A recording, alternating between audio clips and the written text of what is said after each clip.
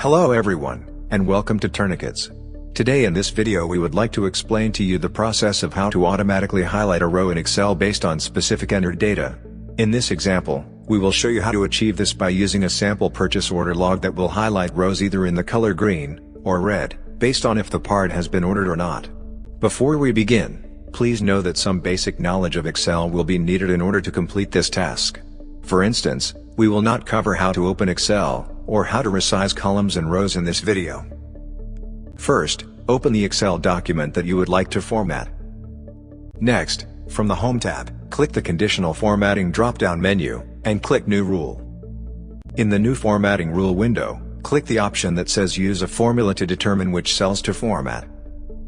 Then, in the box that says Format Values where this formula is true, type in the equals sign, then click the F2 box on the spreadsheet, followed by the colon symbol, then click the F4 box, followed by the equals sign again, and the word no in quotation marks. Next, remove the dollar sign after each F in the formula, then click the Format button. In the Format Cell window, click the tab that says Fill. Next select the color red, then click the OK button.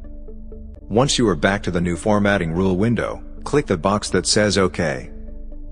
Next, click on the Conditional Formatting drop-down menu again, and click the Manage Rules option. You should now see your newly created rule in the Conditional Formatting Rules Manager.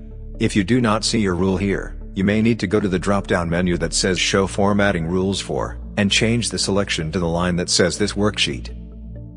Next, erase everything in the Applies to box except for the equals sign, then click the A2 cell, followed by a colon, then click the F4 cell, and click the Apply button. You should now see that the one row you have with the word No in the ordered column is now red. To highlight the rows that say Yes in the ordered column green, simply click the box that says New Rule, and repeat the previous steps.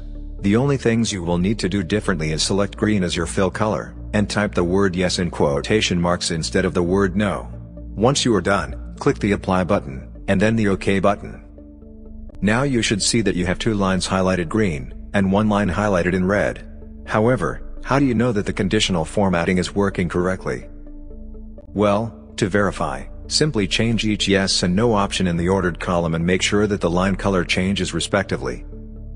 Well, I hope you all have found this video to be very informative, and please show your support by clicking the subscribe and like buttons.